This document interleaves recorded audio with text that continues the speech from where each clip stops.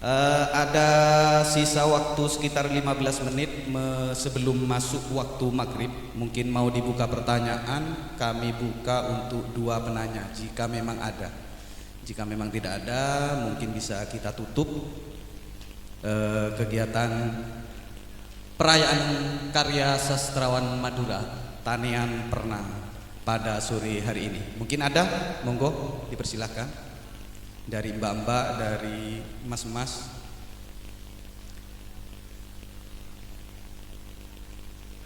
Oh ya, monggo dipersilahkan.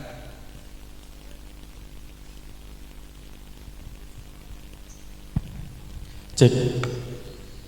Baik, assalamualaikum warahmatullahi wabarakatuh. Izinkan saya bertanya. Nama saya Febrian Ari Wisnu, saya alumni angkatan 2020. Namanya Febrian Ari Wisnu, Bapak. Saya alumni angkatan 2020, barusan lulus di STKPB Giri Bangkalan. Langsung saja ke pertanyaan. Ini kan ada dua bapak-bapak yang dari Madura dan dari Jawa atau Surabaya ya. Sebagai saya tanya dari satu perspektif dulu, sebagai warga Surabaya Bapak atau warga Jawa yang setiap hari menggunakan bahasa Jawa atau bahasa Surabayaan, apakah ada ketertarikan sendiri untuk terhadap karya sastra yang berbahasa daerah lain atau berbahasa Madura khususnya? Pada Bapak sendiri, apakah ada ketertarikan untuk mengagumi karya sastra yang berbahasa daerah lain? Maksudnya, apakah Bapak hanya menganggap karya sastra yang berbahasa daerah lain atau hanya sebagai oh ya ini hanya karya sastra yang berbahasa daerah lain gitu. Lalu, apakah ada pengaruh karya sastra berbahasa Madura bagi gaya penulisan karya sastra Bapak sendiri? Ada pengaruhnya atau tidak? Pertanyaan ini berlaku untuk sebaliknya di bapak-bapak yang dari Madura, apakah ada pengaruhnya dari karya sastra yang berbahasa Jawa tersebut? Mungkin itu saja, simpel pertanyaannya. Terima kasih. Satu lagi mungkin kalau memang masih ada. Sudah cukup karena satu orang sudah menanyakan dua hal. Dianggap cukup. Baik, saya langsung sampaikan kepada Bapak W untuk menanggapi dua pertanyaan. Ini menarik ya. Apakah saya tertarik? Ya. Ada satu karya yang saya pernah dikirimi Mas Alfaisin, saya sering kutip. Saya baru tahu ada sebuah kayak Nina Bubuk ya, dalam bahasa Madura. Tapi itu ditulis dalam bahasa Indonesia. Itu kayak harapan ya, ada doa. Ini sempat saya tulis juga. Saya melihat ada sebuah perspektif Madura itu futurisme. Itu yang saya tangkap. Futurisme emosional. Jadi, dia punya sebuah emosi tentang sebuah. Ini mungkin kalau ngomong harapan ya, kalau Mas Redo tadi seperti harapan sebenarnya. Itu khasnya dan itu saya suka sekali. Tore apa bukunya? Tore Koneng apa? Bukunya Alfaisin. Tipis saya dikirimi dan itu luar biasa.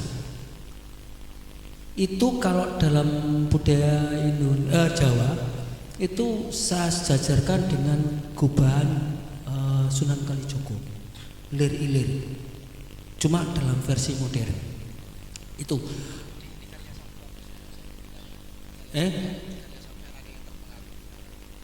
Oh, kalau dari karya saya ada, tapi bukan ke sastra Madura. Jadi karya sastra periode pertama saya itu tentang masyarakat Madura. Periode pertama itu karena saya tinggal di daerah sebuah daerah desa di Madura di Pasuruan. Di sana tidak ada orang yang bisa bahasa Jawa, tidak ada orang yang bisa bahasa Indonesia, yang bisa hanya sekdes sama guru. Sangar toh? Saya kalau ngomong cuma hanya dia orang sana ngomong, saya memakai bahasa isyarat. Di sana ada sebuah sejarah dan saya kaget. Ternyata desa itu adalah desa asal Sakera. Desa itu ada keturunan Brudin, saudarane seperguruan Sakera, dan keluarga anak keturunan Sakera, dan keduanya masih mewarisi kebiasaan lama. Jadi kalau Brudin itu monogami ya, istrinya satu. Ya, istrinya satu. Tapi kalau dari keluarga Sakera itu istrinya dua, meskipun nggak punya pekerjaan. Jadi mereka ada dua keluarga dan keduanya itu bersaing dalam kasus politik, rebutan posisi status sosial, rebutan jabatan. Jadi keras memang, keras. Dan keduanya, dua keluarga ini, saya kan KKN di sana selama 3 bulan. Jadi KKN-nya nggak kayak sekarang ya. Di sana saya 3 bulan itu saya di sana. Saya cuma pulang 2 hari dalam 1 minggu 2 hari. Jadi kedua keluarga ini berusaha mempengaruhi sama anak-anak mahasiswa UNER KKN. Ikut saya aja. Ikut saya aja. Kebetulan saya kos di tempatnya anak keturunan dari keluarga Sakera itu. Hari terakhir saya diajak ke satu tempat, dan tempat itu ternyata adalah tempat semedi Sakera. Dia berupa pohon, ada 4 pohon itu, tengahnya ada batu, dan di sana tidak bisa dilewati motor, hanya bisa jalan kaki, dan itu berkilo-kilo. Saya juga nggak tahu kenapa saya diajak ke sana. Ini loh tempat Sakera. Kemudian karena ada sebuah konflik kayak gitu, itu menjadi pemicu saya menulis puisi saya yang pertama, judulnya Rekonstruksi Bisu. Mungkin Mas Rusdi Zaki karena diksinya Rusdi Zaki. Jadi gimana saya sebagai mahasiswa saya nggak tahu di sana, loh, seberat ini persoalannya. Sementara kalau saya bandingkan di kampung saya, orang Madura baik-baik aja sih, nggak ada masalah. Tapi begitu saya di Pasuruan, luar biasa, ada sebuah konflik, dan konflik itu adalah konflik sejarah, dan itu belum selesai sampai sekarang. Itu menarik ya, itu menarik banget.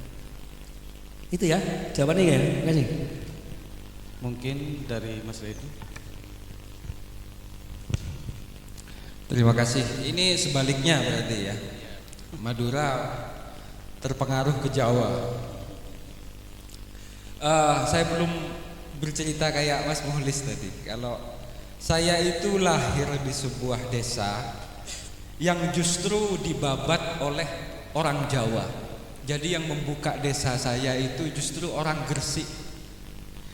Setelah Giri Kedaton itu dihancurkan, salah satu keluarga Giri Kedaton itu malah pergi ke sebuah hutan di Sumenep ya, namanya kalau di manuskrip Giri Kedaton itu Raden Ayu Sumiro ing Sumenep. Itu Raden Ayu Sumiro ing Sumenep di rumah saya. Jadi yang membuka desa saya justru orang Gresik, orang Giri. Dan hari ini semua ya anak cucunya, karena memang nggak ada kehidupan sebelum Nyai Sumiro itu tinggal di sana. Artinya apa?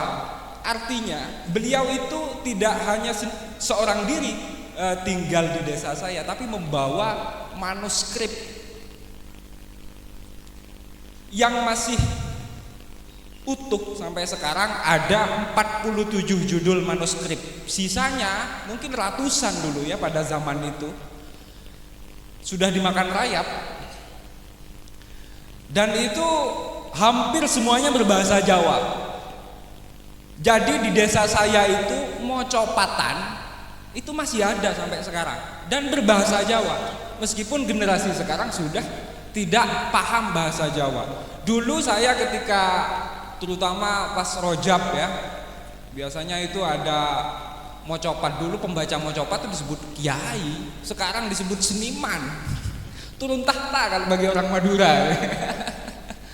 Jadi dulu ulama, mereka yang membaca mocopat itu disebut agung. Jadi di desa saya itu memang sejak tahun 1900-an aja ulama disebut kiai. Sebelum itu sejak Raden Ayu Sumiro sampai 1800 akhir itu dipanggil agung, Nyai Agung, Ke Agung. Itu adalah pembaca mocopat. Saya ketika kecil sebelum akhirnya merantau ke Jawa, saya nggak ngerti artinya apa, yang dibaca apa dari kitab manuskrip yang hanya biasanya dikeluarkan dari gerbong, dari rak perpustakaan yang memang dibawa dari Gresik dan hari ini masih utuh. Itu hanya dibuka 12 Rabiul Awal dengan 27 Rajab. Setiap tahun 2 kali untuk dibacakan. Ada mocopat berbahasa Jawa itu banyak. Ada mocopat berbahasa Madura, tapi itu sudah deluang kertasnya, tidak sekuno yang bahasa Jawa. Justru yang kuno-kuno itu berbahasa Jawa, berbahasa Cina tapi tulisan Arab. Cina tapi tulisan Arab, itu mocopat. Ada bahasa Belanda tapi tulisan Arab, masih ada. Saya takut dikira bohong, silahkan ke rumah saya, ada itu. Kemudian dari situlah keterpengaruhan saya terhadap sastra Jawa itu sebenarnya kembali ke alam bawah sadar sebenarnya. Tapi setelah saya merantau mondok di Jawa, saya baru tahu artinya ini apa. Karena bahasa Jawa yang saya dengar ketika saya kecil di 12 Rabiul Awal atau 27 Rajab yang selalu dibacakan di makam leluhur itu ternyata bahasa Jawa kuno. Dan bahasa Jawa kuno saya tahu artinya itu ketika mondok di Jawa. Utawi iki iku itu adalah gubahannya siapa?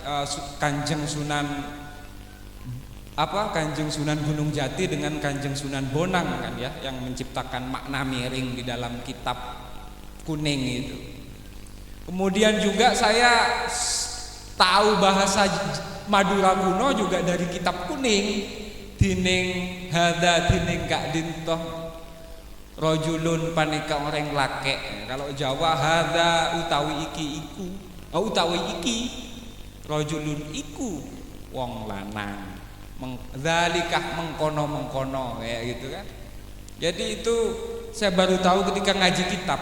Nah, bagi mereka yang pengen tahu bahasa Madura kuno, Jawa kuno, saya kira ngaji kitab itu jalan cepat untuk mengerti itu. Kalau masalah terpengaruh sangat berpengaruh sekali. Saya mungkin bisa dikatakan orang Jawa eksil ya. Karena leluhur saya itu eksil karena gempuran Mataram pada waktu itu. Sehingga harus kabur pertamanya ke Blega katanya. Setelah dari Blega mungkin nggak nemu tempat eksil yang nyaman, akhirnya pergi ke Sumenep. Kayak gitu. Itulah yang terjadi dengan kehidupan saya. Banyak terpengaruh. Kalau sampean baca Hadrah Kiai itu banyak kosakata Jawa kuno yang saya sebutkan. Bahkan bicara soal nasab, silsilah yang hari ini rame, di Hadrah Kiai di puisi pertama justru saya sudah bicara tentang nasabnya Wali Songo, disebutkan satu persatu. Sayangnya belum ada yang bahas itu. Kalau ada puisi bahas tentang nasabnya itu satu-satunya saya kira. Dan saya tetap teguh dengan nasab yang ada di puisi Hadrah Kiai itu, bahwa beliau adalah Ba'alawi. Tidak bisa itu. Tidak bisa. Saya ke Mesir juga kemarin dalam rangka ngecek aja, jangan puisi saya bohong ini. Ternyata enggak. Grand Syekh Al-Azhar sendiri mengatakan itu sudah valid, sudah enggak bisa hanya dibikin-bikin aja di Indonesia ini untuk enggak tahu ada kepentingan politis atau kepentingan semacam apa. Itu yang saya temukan. Itu pengaruh Jawa kepada diri saya ya, karena saya memang sebenarnya Jawa ya. Makanya orang desa saya kalau bicara itu nggak terlalu Madura banget. Karena terbiasa mendengarkan mocopat dan lain semacamnya. Itu aja. Makasih. Mungkin karena sudah masuk waktu maghrib, mohon maaf.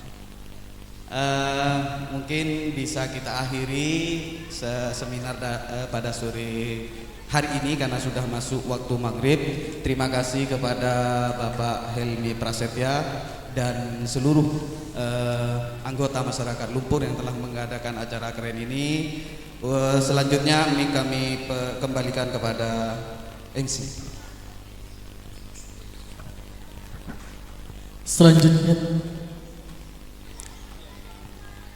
Selanjutnya pemberian sketsa terhadap ketiga pemateri yang akan diberikan langsung oleh Bapak Helmi. Kepada Bapak Helmi dipersilahkan.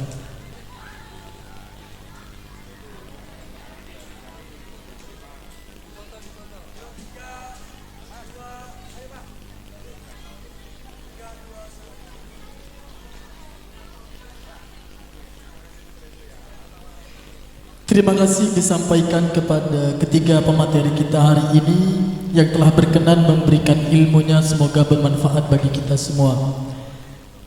Demikianlah rangkaian acara pada hari ini, pelaksanaan perayaan Karya Sastrawan Madura 2024 yang bertema Tanian Pernah. Sampai jumpa nanti malam pukul 19.00. Saya selaku pembawa acara mohon maaf jika ada kesalahan. Assalamualaikum warahmatullahi wabarakatuh.